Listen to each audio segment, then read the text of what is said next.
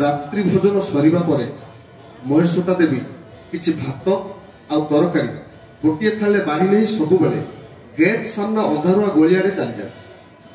से पुराना दुर्गा मंडपर गोटे कोणरे बसी अनवरत गुणुगुणु होई किछि अनाबना गीत गाउथुवा पागली निकट जी दिन सारा सहरर सबु जरी कागज गुड़ी गोटे अंटारे भरुथा पिंधा लुगा को चदर भली देहरे घोड़ी होता दुकान हाथपाती कौन दिटा खाऊा ओइठा हाथ को अलरा बाड़ भितर छंदी दे खूब असतर्क भाव रांपी होता रामपुरा को मन भर कौन भावी ठीक कर हसी दिए आउ छात उपर ए सब को प्रतिक्षण निघा करुवा महेश्वता देवी ए हस टिकक ही परम सुखर कारण।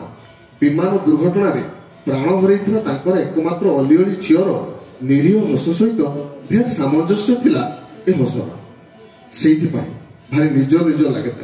आज अंधकार टिके बहलिया होइथिबारु से चाकर मुरारी को सांगरे धरी बाहरले। अल्प समय तलू थमी जाइथिबा वर्षार प्रभाव में देह टिके टिके शीतई जाउथला। सहर रे एबे मशा मानक प्रादुर्भाव भयंकर भाव वृद्धि पाइछि। पागलीटा मशारे केमिति शोइब भावी से मशा धूप कोएलटे हातर धरी नहीं आछन। एबे कोन ये बणुआ मशा माने आउ धूप धुआ को मानुछथि तथापि आ जराबा कोन टिके दूर मुरारी टॉर्च आलुरे पागली शोई पड़ुथवा देखि परि कहला मा आज पागलीटा शोई पड़छि आ सेति पई पाटी सुबुनी नहले आम गेट जाय सुना जाय ता कि मशा गुड़ा जमी डाफण भली फोड़ी पकाउछथि से केते शांति शोई पड़छि ना मा। आम सान बाबू को मशारे गोटे मशा पशिथिले से चिल्लै चिल्लै पूरा पूरा घरटा को उठा पका कर दियते। से आज शोई पड़छि बोली ता बदले कोन तू एमिति गपि चलिबु जा मशा धूपटा लगे दे मु ताको उठेई दे। एतिकी कही महेश्वता देवी से भात थालीटी पागली पाखे थोई दे जिते टॉर्च आलुटी ता ऊपर बिछाड़ी देले स्पष्ट रूपे दिशीगला ता जीर्ण शीर्ण गहम रंगर प्रतिटी अवयव एक विराट झड़र सामना करी खिनभिन होई पड़िथिबा निरुपाक वृक्ष भली से पड़ी रहिथिला।